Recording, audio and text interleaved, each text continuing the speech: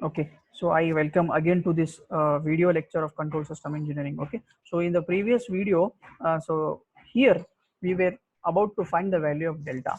Okay, so basic requirements what we require basically for finding the value of delta here is the value of take forward path. Okay, and then the number, that is nothing but the delta function. Okay, so let us write once again so that there should not be any confusion with respect to any value of any value, or it can be any number. So I will just write here so that it will help you with respect to this formula. Okay, so here the k was equal to 2 and t1 was equal to this is equal to, it is g1 g2 g3 g4. Okay, and t2, the second forward path here is this g1 and g4, g1 and g4. Okay, so all the other values I have here, that is l1 l2 l3 l4. Okay, and the non-touching loops I will write that also, that is the non-touching loops here are l1 and l3, that is equal to, okay, so l1 and l3 is equal to, it is g1 g2. Okay, then we have g4, then h3 will make h1, and it is h3, both are minus, so it becomes plus. Okay, so this is the non-touching loop. So once you find this forward path, non-touching loop, touching loop, okay, simply find the value of delta. How to find the value of delta? Put all the values in the delta formula. So delta was equal to, so it is 1 minus, okay, 1 minus the value of L1 plus L2 plus L3 plus L4. I have only 4 loops. Okay, it should be plus, always it should be plus, it should not be minus. Okay, so it is plus of, it is L1 and L3, that is non-touching loops. So simply substitute the values here, so you will find the value of delta. Okay, so after finding the value of delta, the more important here is to find the value of delta 1.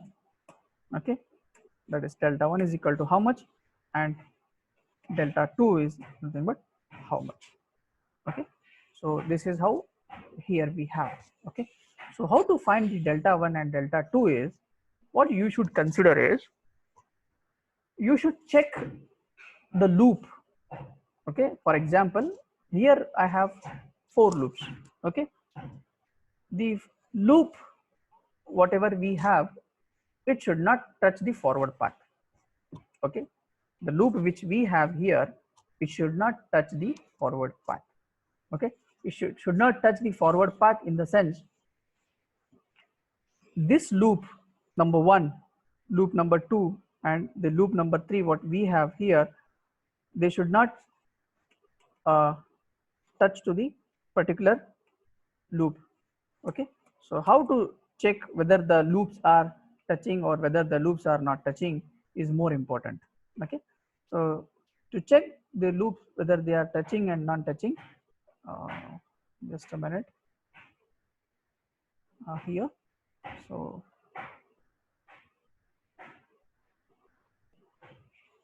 6.5.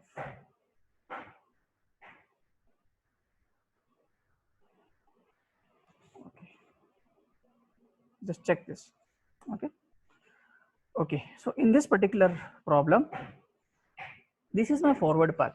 Okay, how to find the value of delta, how to find the value of delta, we have 4 loops. Okay, the condition to find the value of delta is none of the loop, okay, or any of the loop should not touch the forward path.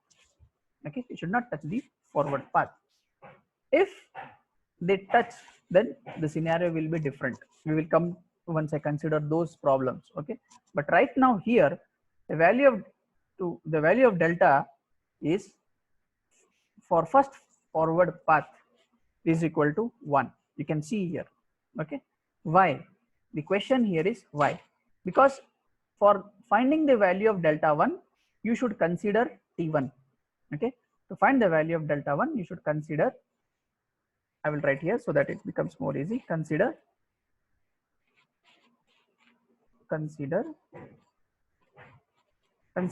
always you should consider t1. Okay, to find the value of delta 2, consider T2. Okay, consider T2. So if I consider T1, so what is T1, G1, G2, G3 and G4? Okay, and you should check T1, you should check T1 with all the loops.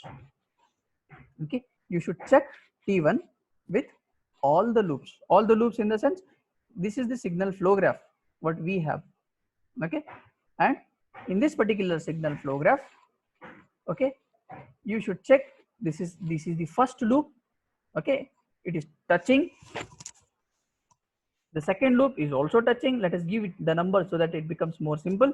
Let us say it is point number 1. Okay, here is my point number 2. This is point number 3 and point number 4, and here is last is point number 5. Okay, so to find the value of delta, the first loop was 0.1, 3 and 2. Okay, 0.1, 2 and 3, they are touching to the forward path. Correct, the straight line, it is, they are touching to the forward path. What about the second loop? It starts from point number 2, 0.3, 0.4 and again back to 2. It is also touching to the forward path. It is nothing but, because as our forward path is a straight forward path, therefore always you take any signal flow graph, always the value of delta 1 will be equal to 1 always. Okay, so this is the conclusion, that the delta 1, okay, is equal to 1 always. 1 always. Why always? Because all the loops in the signal flow graph, they are touching, they are not touching, they are touching to the forward path, first forward path.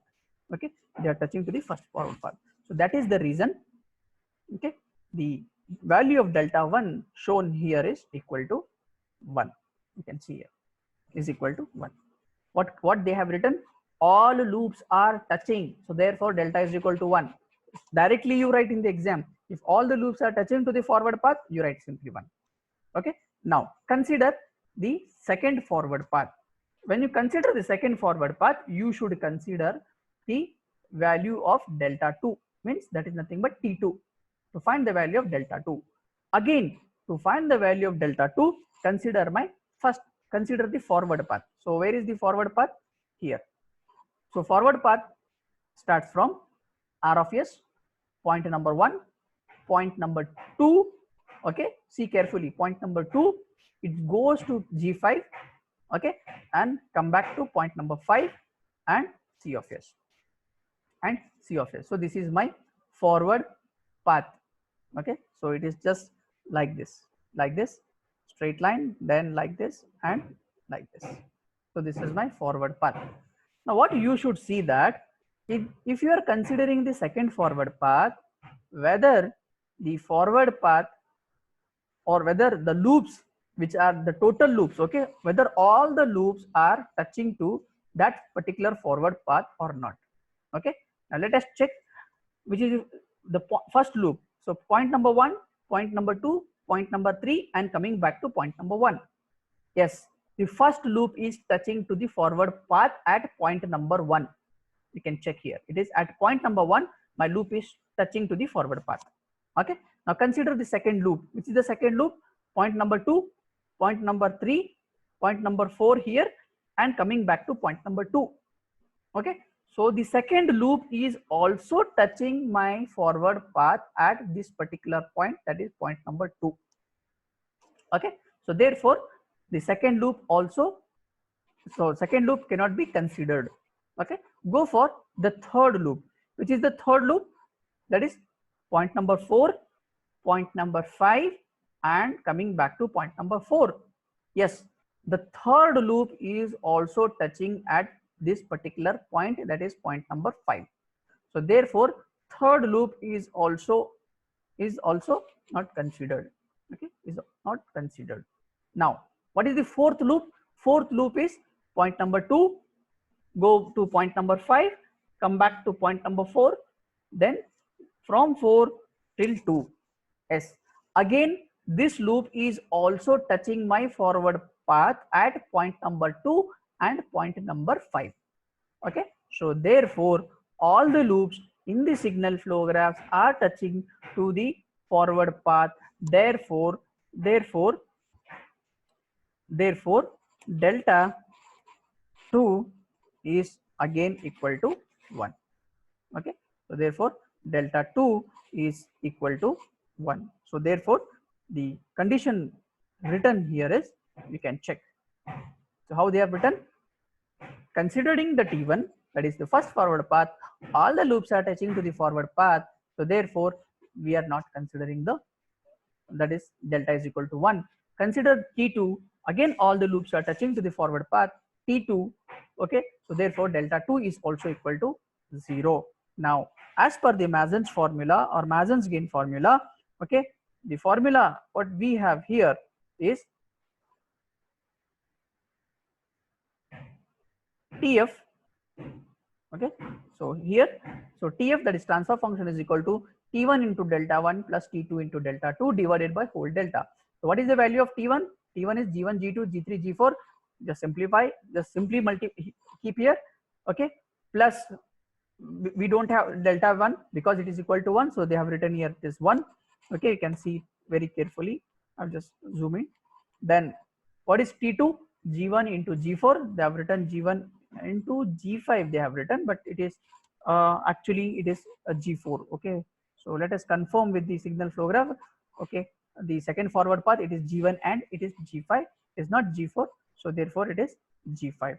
Okay, there is a small mistake here, so here it should be G5.